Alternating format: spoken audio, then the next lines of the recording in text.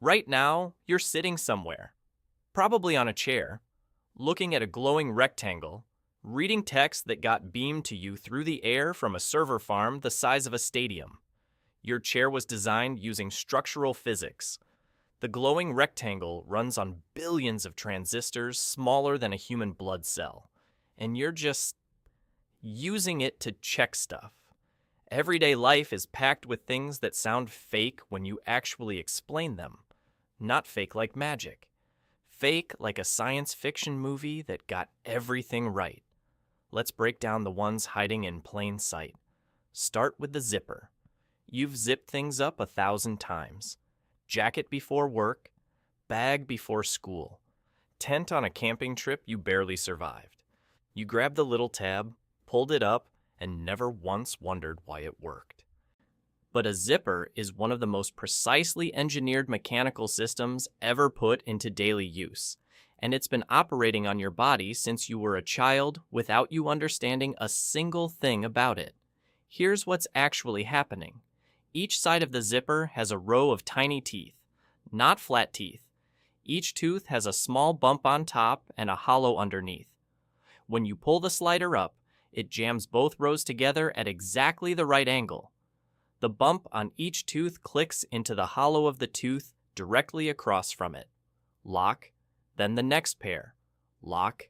Hundreds of tiny mechanical clasps engaging in sequence as fast as you pull. The slider itself is shaped like a Y on the inside. That Y guides every pair of teeth into alignment right before they snap together. No electricity. No software update. No battery dying at the worst possible moment. Just precisely shaped metal geometry doing the same job it's been doing since 1913. And when you pull it back down, that same slider pries every pair apart in one clean reverse motion. That's a zipper. A running chain of miniature mechanical handshakes. You've been shaking hands with physics every morning and had no idea. Now look at Velcro. Velcro should not work as well as it does. It's two strips of fabric. One side has tiny stiff hooks.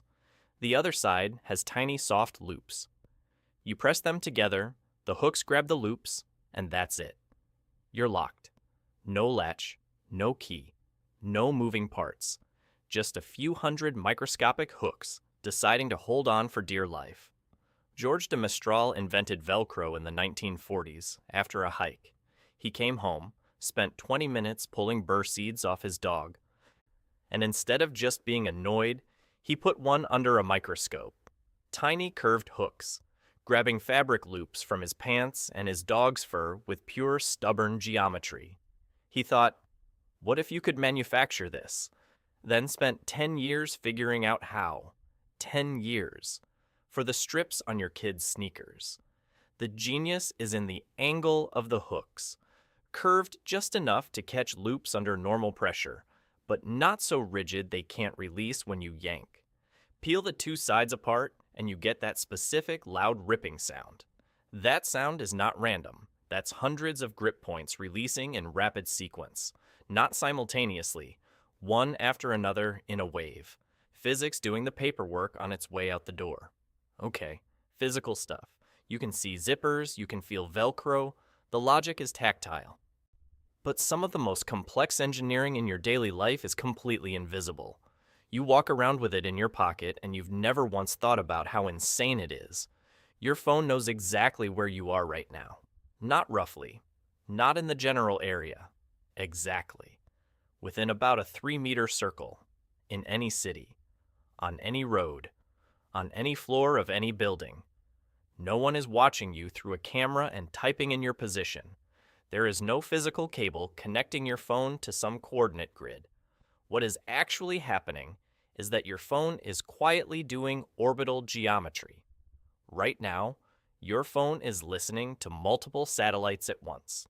A minimum of 4, typically 8 to 12.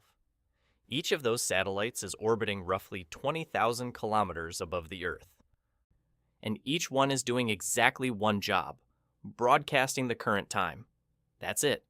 Just a constant radio pulse, saying the exact moment in time over and over, beaming it down at the speed of light. Your phone catches the signal, checks when it left and when it arrived, and runs one calculation. Light travels at 299,792 kilometers per second. So if the signal took this long to arrive, the satellite must be this far away. Repeat that for 4 satellites. Now you have 4 distances. 4 invisible spheres in space, each one centered on a different satellite, all overlapping at one single point. That point is you. That is trilateration. That is how a device in your pocket knows you're standing on the northwest corner of a specific intersection in a city of 2 million people. But here's the part that breaks your brain a little. The satellites have to account for Einstein's theory of relativity. Because they're moving fast in orbit and are farther from Earth's gravity, time actually runs slightly faster for them than it does for you on the ground. Not by much. About 38 microseconds per day. That sounds like nothing. But 38 microseconds of time error at the speed of light adds up to roughly 11 kilometers of position drift. Every single day. Without correction, your GPS would drift by 11 kilometers a day until it was useless. So engineers had to build Einstein's theory of relativity directly into the satellite software, not as a fun extra feature, as a requirement, as the baseline. Your GPS only works because physicists in the mid-20th century discovered that time is not a fixed constant. And engineers in the 1970s bolted that discovery onto a military navigation system that eventually ended up in your pocket. You are using physics that took humanity centuries to figure out, running on flying atomic clocks, just to check whether you're 2 minutes or 4 minutes from the coffee shop. And your phone isn't just receiving those satellite signals, it's also getting help from something much closer to the ground. Cell towers. When your phone is near multiple towers, it compares signal strength from each and uses the same sphere intersection logic to narrow your position further. In dense cities, where buildings partially block satellite signals, your phone silently blends 3 sources in real time: satellite data, cell tower triangulation, and known Wi-Fi router locations indexed in a global database.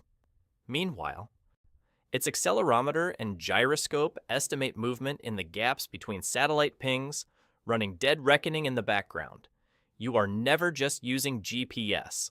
You are running GPS plus the telecommunications infrastructure of your entire city, simultaneously, automatically, without ever being asked. Total silence. Total precision. Now look at your refrigerator. Here's the thing most people get wrong. Your fridge does not make cold. Cold is not a substance. Cold is just the absence of heat. What your refrigerator actually does, all day, every day, is take the heat from inside and throw it out into your kitchen.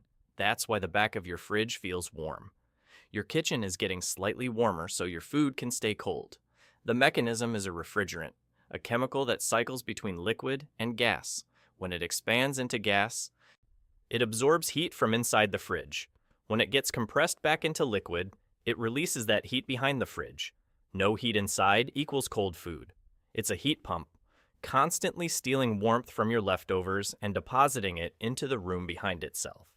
The physics is called the refrigeration cycle, and it has been running continuously since 1856, when the first mechanical refrigerator was built. Your specific fridge has been running it since you plugged it in. The compressor, the motor you hear humming at night, is the engine of the operation. Your refrigerator has never once taken a day off. It has never complained. It is in your kitchen right now, stealing heat from your leftovers in total silence. Now think about what your immune system is doing while you read this. Your body is currently at war, not as a metaphor. Multiple active conflicts running simultaneously right now while you sit there. Your immune system is not a passive filter. It is not a wall you were born with. It is a fully operational military force with scouts, frontline infantry, specialists, a command structure, a living memory archive.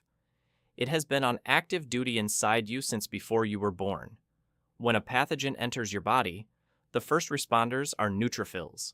White blood cells whose entire existence is one job: find the invader, engulf it, and die.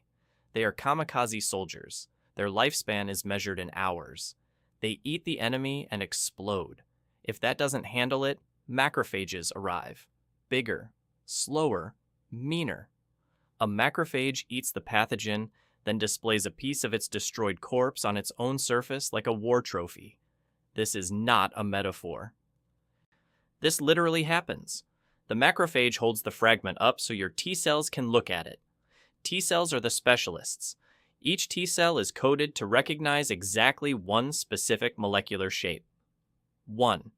Your body carries millions of different T cells, each one waiting its entire existence for the single specific invader it was born to fight. When a T cell finds its matching enemy fragment on the macrophage, it starts replicating. Fast. Massive clonal expansion. Hundreds of thousands of identical copies, all targeting the same pathogen. This is your immune response. The fever, the aching, the total exhaustion. That is not the infection winning. That is your body pulling every available resource away from comfort and redirecting it to the war. And here's the part that should genuinely break you a little. Your immune system keeps notes. After the fight ends, a subset of those T cells become memory cells and stick around. For years. Sometimes for the rest of your life. Silent. Indexed. Waiting for the one specific pathogen that triggered them. If it ever returns, they skip the whole process. Instant, overwhelming response before you feel a single symptom. That's what a vaccine is. It shows your immune system the enemy's face without releasing the actual enemy. Your body builds the memory. The real pathogen arrives years later and your immune system already knows exactly what it is. You have been carrying a library of defeated enemies inside your blood since childhood. Now, look at a mirror. A mirror is a thin layer of metal, usually aluminum, deposited on the back of a piece of glass. When light hits the metal, the electrons inside vibrate at the same frequency as the incoming light and immediately re-emit it at the exact same angle it arrived. That is reflection. The reason it produces a sharp image instead of a blurry scatter is that the metal layer is smooth to within a fraction of a wavelength of light. Any surface bump smaller than a wavelength is literally below the detection threshold of light. The photons cannot resolve it. The result is so precise that your brain reads the reflected image as a window into another room. It isn't. It's the organized behavior of electrons on a metal-coated surface. Nothing more. You've been watching electrons interact with aluminum every morning and calling it a mirror. And the glowing rectangle in your hands right now, the one we started with, you've been holding it this whole time. Here's what's happening inside it. The screen contains millions of tiny cells, each holding 3 subpixels: red, green, blue. Behind all of them is a constant backlight. Between the backlight and your eyes is a layer of liquid crystals, molecules that twist when electricity hits them and untwist when it doesn't. Twisted, they block the light. Untwisted, they let it through. Your phone controls how much electricity reaches each of millions of subpixels simultaneously, hundreds of times every second, to produce every color in every image you've ever seen on it. The image you're watching right now is millions of molecular gates opening and closing at the speed of electricity. Every video, photo, map, and message is just the screen deciding which gates open and which stay shut.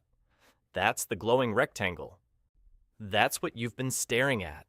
Turns out the thing you used to learn how everyday objects work is itself one of those objects. The chair holding you up, the phone in your hand, the fridge in the next room, the zipper on your jacket, the mirror by the door, the fact that you're still alive right now with millions of microscopic soldiers patrolling your bloodstream. All of it is running on physics so strange it should be science fiction. You just stop noticing because it never breaks. Start noticing again. The world gets weirder the closer you look.